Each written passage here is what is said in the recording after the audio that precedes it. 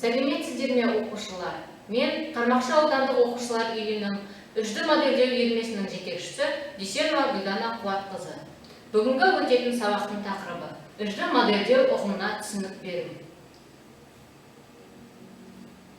Сабақтың мақсаты оқушыларды модель және үжді модельдеу ұғымымен таныстыру, модельдеудің қажеттілігін, оның пайдасын түсіндіру, модель түрлерімен модельдеу кезеңдерімен таныстыру.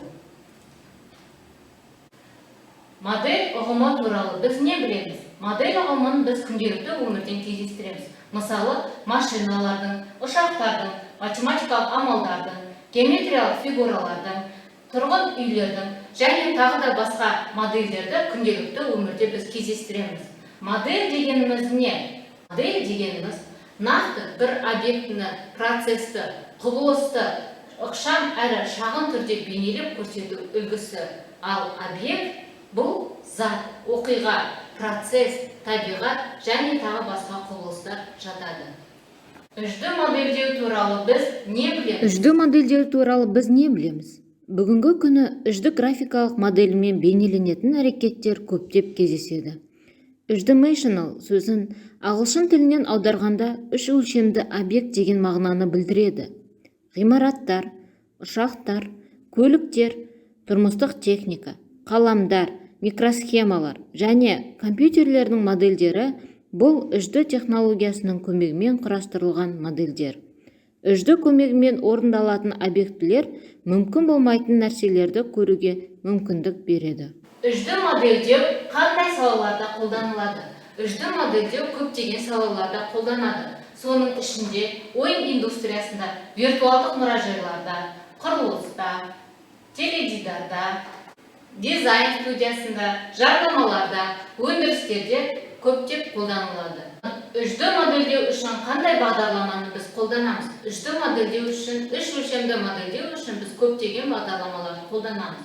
Соның ішінде SketchUp, AutoCAD, 3ds Max, Archon және де көптеген бағдарламаларды қолданамыз.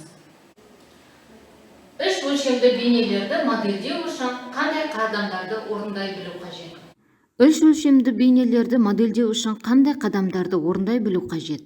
Модельдеу үш өлшемді объектіні құру, бояу, модельге суреттерді, текстураларды қию, материалдың қасиеттерін ретке келтіру, жарықтандыру, жарық көздерін орнату және баптау, түсіру, сахнада түсіру нүктесін таңдау, рендеринг, шынайы бейнені құру. Бүгінгі таңда технология тез қарқынмен дамып келеді. Соның ішінде үжді модельдеу және үжді принтинг. Графиканы шығарып қана қоймай, біз оны үжді принтерден шығаруымызға болады. Оқушылар, сіздердің назарларыңызға мысал ретінде біздің астанамыз Нұр-Сұлтан қаласында орналасқан Экспо көрмесінің құрылысы басталмас бұрын құрылған үжді моделін көрсетуге назарларыңызға ұсынамын.